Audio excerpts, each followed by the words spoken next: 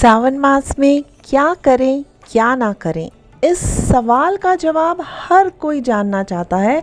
ऐसा क्या करें कि भोलेनाथ अतिशीघ्र प्रसन्न हो और हमारी मनोवांछित इच्छाओं की पूर्ति हो। चलिए जानते हैं ये महत्वपूर्ण जानकारी। नमस्कार, स्वागत, अभिनंदन आप सबका एक बार फिर आपके अपने चैनल एस्ट्रो डॉक्टर शालिनी बहल में। श्रावण मास, इसका विचार हर शिव भक्त को अवश्य करना चाहिए। सावन मास की सावन के प्रत्येक सोमवार की अलग अलग महिमा है। हर किसी की मनोकामना की पूर्ति के लिए सावन मास अति उत्तम कहा गया है। मनोकामना पूर्ति के लिए सावन का हर सोमवार अत्यधिक महत्वपूर्ण है, क्योंकि सावन में ही शिव भगवान कैलाश को त्याग कर भूलोक पर निवास करते हैं। इसलिए सावन में भगवान शिव की आराधना सर्वोपरि है। इतना ही नहीं, शिव को प्रसन्न करने के लिए सावन का हर दिन, न केवल सोमवार, जी हाँ, हर दिन एक विशेष महत्व रखता है। भांग और धतूरा भगवान भोलेनाथ को अति प्रिय है। मिट्टी से शिवलिंग बनाकर अर्थात पार्थिव शिवलिंग का नियमित पूजा कर उसका अंत में विसर्जन करना चाहिए। दूध का दान देना चाहिए। शाम को भगवान भोलेनाथ की आरती करनी चाहिए। शिव पुराण को पढ़ना या सुनना चाहिए। दरवाजे पर अगर कोई भी जीव, चाहे वो पशु है, पक्षी है या कोई भी व्यक्ति है, अन्न का दान अवश्य करना चाहिए। और क्या नहीं करना चाहिए? हो सके तो सावन मास में दूध नहीं पीना चाहिए। कांसे के बर्तन में खाना नहीं खाना चाहिए। शरीर पर तेल भी नहीं लगाना चाहिए। पूजा के समय में शिवलिंग पर हल्दी नहीं चढ़ानी चाहिए। सावन के महीने में हो सके तो दिन में तो बिल्कुल सोना नहीं चाहिए। इस महीने में, सावन के महीने में बैंगन खाना वर्जित कहा गया है। भगवान शिव को केतकी का फूल कभी भी नहीं चढ़ाना चाहिए। आज आपको बताती हूँ कि भगवान शिव तत्काल कैसे प्रसन्न हो जाएं, किस तरह से हम आशुतोष को रिझा सकते हैं। आप उनके 108 और 1008 नामावली पढ़ सकते हैं। यही नहीं, 11 सामग्री भी केवल मात्र अगर आप उन्हें चढ़ाते हैं, जो कि है जल, बिल्वपत्र, आंकड़ा, धतूरा, भांग, कपूर, दूध, चावल, चंदन और भस्म, इतना ही चढ़ाने पर हैं तो अनेकों अनेक सामग्री, जिसमें आप अनेक प्रकार के फल, अनेक प्रकार के फूल, सब्जियां, दूध, दही, शहद, पंचामृत, गंगा जल और तेल के साथ भी भोलेनाथ का रुद्राभिषेक कर सकते हैं। परंतु आज इन 11 महत्वपूर्ण सामग्री की विशेष जानकारी आपके साथ साझा करती हूँ। जल ही जीवन है और शिव पुराण में कहा है कि भगवान शिव तो स्वयं जल ही हैं। शिव पर जल चढ़ाने का महत्व है कि समुद्र मंथन की कथा से जुड़ा हुआ है। अग्नि के समान विष को पीने वाले शिव, जिनकी कंठ एकदम नीला पड़ गया था, विष की उष्णता को शांत करने के लिए, शिव को शीतलता प्रदान करने के लिए समस्त देवी देवताओं ने उन्हें जल अर्पित किया था।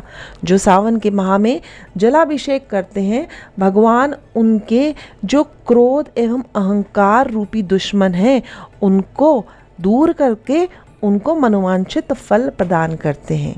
बिल्वपत्र की बात करें तो भगवान के 3 नेत्रों का प्रतीक है ये बिल्वपत्र, और साथ ही साथ कहा गया है कि माँ पार्वती की अश्रु हैं ये बिल्वपत्र। अतः 3 पत्तियों वाला बिल्वपत्र शिव जी को अत्यंत प्रिय है। पूजन के समय भोले भंडारी पर इसे अवश्य चढ़ाना चाहिए। करोड़ों कन्याओं के कन्या दान का फल देता है। और साथ ही साथ जो व्यक्ति भी अपने त्रिनेत्र को खोलना चाहता है, अर्थात अपने भविष्य के बारे में जानना चाहता है, या जो भी व्यक्ति हायर लेवल ऑफ मेडिटेशन में इंटरेस्टेड होता है, उसे बिल्वपत्र अवश्य चढ़ाने चाहिए। बिल्वपत्र को चढ़ाने का एक अलग तरीका भी है, और बिल्वपत्र भगवान भोलेनाथ संग नंदी पर अवश्य चढ़ाएं। ये मैंने अपनी पहली वीडियो में बताया है। आंकड़ा, शास्त्रों के मुताबिक शिव पूजन में आंकड़े का फूल भगवान को अति प्रिय है। जैसे हम हर एक पैसों का आंकलन करते हैं, इसे चढ़ाने पर अपार संपदा मिलती है। धतूरा भगवान शिव को बहुत प्रिय है। इसके पीछे पुराणों में एक धार्मिक कारण भी बताया है। ये वैज्ञानिक आधार है और भगवान शिव का कैलाश पर्वत पर रहते हैं, ये तो हम जानते हैं। जो धतूरा है वो अत्यंत ठंडे क्षेत्र है जहाँ ऐसा आहार और औषधि की ज़रूरत होती है जो शरीर की ऊष्मा प्रदान करता है। वैज्ञानिक दृष्टि से धतूरा सीमित मात्रा में लिया जाए तो वह औषधि का काम भी करता है और शरीर को अंदर से गर्म रखता है। अर्थात धतूरा अर्पण करने पर भगवान भोलेनाथ इतने प्रसन्न होते हैं कि व्यक्ति विशेष को उसके स्वास्थ्य संबंधी जितने भी रोग हैं उससे निवृत्त कर उसे निरोगी होने का वरदान देते हैं। व्यक्ति हमेशा परमानंद की तलाश में रहता है और इसके लिए तो आजकल लोग किसी न किसी तरह का नशा भी करते हैं, परंतु भांग नशा नहीं है। भांग भोलेनाथ को अति प्रिय है और भोलेनाथ हमेशा ध्यानमग्न रहते हैं। भांग ध्यान केंद्रित करने में मददगार साबित होती है। समुद्र मंथन में निकले विष का सेवन जब महादेव ने संसार की सुरक्षा के लिए किया था और गले में उस विष को उतार लिया था, तो भगवान को औषधि स्वरूप में ये भांग दी गई थी। हर करवाहट को, नकारात्मा को दूर करती है ये भांग। आत्मसात में सहायक होती है ये भांग अगर हम भोलेनाथ पर इसको अर्पण करते हैं। अब बात करते हैं हम कपूर की। कहा गया है ना, कर्पूर गौरम करुणावतारम, यानी जो कपूर के समान उज्जवल हैं। कपूर की सुगंध वातावरण को शुद्ध और पवित्र करती है। भगवान भोलेनाथ को कपूर बहुत प्रिय है। जब हम भोलेनाथ पर सावन के माह में कपूर अर्पण करते हैं तो व्यक्ति की चाहों ओर महिमा बढ़ती है और नाम, धन, यश, सम्मान की प्राप्ति होती है। दूध इस सावन में निषेध है, परंतु भोलेनाथ पर दूध चढ़ाया जाता है। दूध का सेवन करने पर भोलेनाथ अवश्य बहुत अधिक प्रसन्न होते हैं और हमें अनेक प्रकार की व्याधियों से बचाते हैं। अक्षत, अक्षत का अर्थ होता है जो टूटा ना हो, जिसका रंग सफ़ेद होता है। पूजन में अक्षत का उपयोग बहुत अनिवार्य है।